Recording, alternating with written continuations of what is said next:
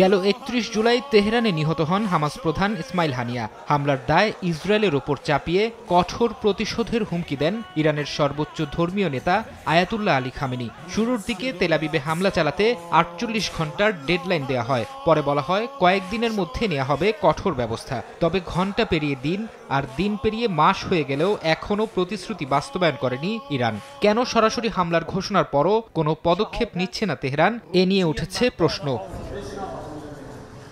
ইরানের এই নিশ্চুপ থাকার পেছনের কারণ নিয়ে প্রতিবেদন প্রকাশ করেছে মধ্যপ্রাচ্য ভিত্তিক বিভিন্ন গণমাধ্যম। বলা হচ্ছে, তেল আবিবে হামলা চালালে পাল্টা আঘাতে নিজেদের ব্যাপক ক্ষয়ক্ষতির আশঙ্কা করছেন ইরানের শীর্ষ রাজনীতিবিদেরা। এ বিষয়ে পেজেশকিয়ান প্রশাসনকে বারবার সতর্ক করছে তারা। ইসরায়েলি জবাব কতটা তীব্র হতে পারে তা নিয়েও চিন্তিত ইরান। হামলা সামলাতে ব্যর্থতার ভয়, মধ্যপ্রাচ্য জুড়ে বড় সংঘাত ছড়িয়ে পড়া এবং যুক্তরাষ্ট্রের জড়িয়ে যাওয়ার বিষয়টিও ভাবাচ্ছে তেহরানকে।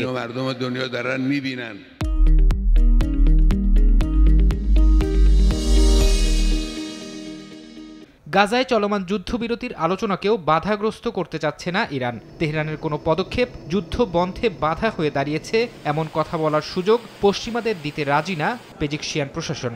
এছাড়া ইসরায়েলে হামলা চালালে ইরান বিরোধী ডোনাল্ড ট্রাম্পের জন্য মার্কিন প্রেসিডেন্ট নির্বাচনে জয়ের পথ সুগম হবে, এটাও মনে করছে তেহরান। ডেমোক্র্যাটদের চেয়ে রিপাবলিকানরা ইরানের ওপর বেশি আগ্রাসী মনোভাব পোষণ করে বলে মনে করে তারা। তবে বিশ্লেষকরা বলছেন, দেরিতে হলেও ইসরায়েলে হামলা চালাবে ইরান। তেল আবিবকে কড়া জবাব দিতে ইরানি জনগণের প্রত্যাশা ও মধ্যপ্রাচ্য জুড়ে সংঘাত না ছড়ানোর বিষয়ে ভারসাম্য করতে চাচ্ছেন দেশটির সর্বোচ্চ ধর্মীয় নেতা Ayatollah Ali Khamenei. Farhad Chowdhury, সময় সংবাদ।